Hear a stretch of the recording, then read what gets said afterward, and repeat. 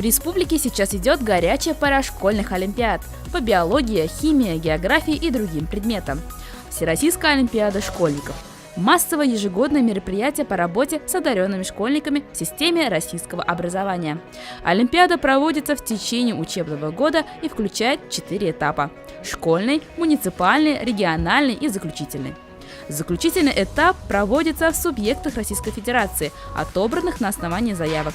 Победители и призеры заключительного этапа получают диплом, дающий право поступления при наличии аттестата без экзаменов в любой университет Российской Федерации по профилю Олимпиады и награждаются специальной премией правительства Российской Федерации. В стороне не осталась и Олимпиада по физической культуре. С 14 по 16 февраля на базе БГПУ имени Тахидина Акмуллы прошел республиканский этап Всероссийской олимпиады по физической культуре среди 9, 10 и 11 классов. Первым испытанием стал теоретический тур. Чтобы отлично сдать теорию, ребятам нужно было хорошо знать историю спорта. Далее школьников ждал практический тур.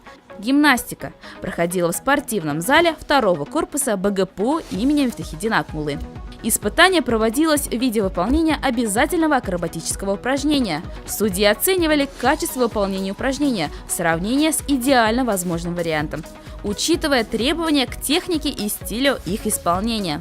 Для детей это, конечно, очень хорошее испытание, но выдержат и выполнят этот комплекс подготовленные дети, которые занимались именно гимнастикой или акробатикой, или было уделено большое время на подготовку этих элементов в своих школах, в своих районах.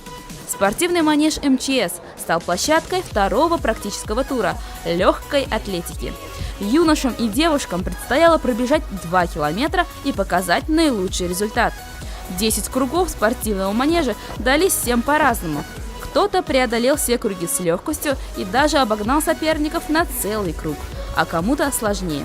Каждый забег участников был захватывающим и напряженным. По итогам были определены призеры и победители республиканского этапа Олимпиады. Я с 5 лет занимаюсь спортивной гимнастикой, поэтому это мой любимый вид спорта. И потому комбинация для меня нечто особенное. Было очень интересно. А легкой атлетикой я занимаюсь ей совсем недавно. И благодаря учителям я смогла одолеть дистанцию. Самое трудное для меня была теория. Волновался за нее больше всех, но мой балл был выше всех.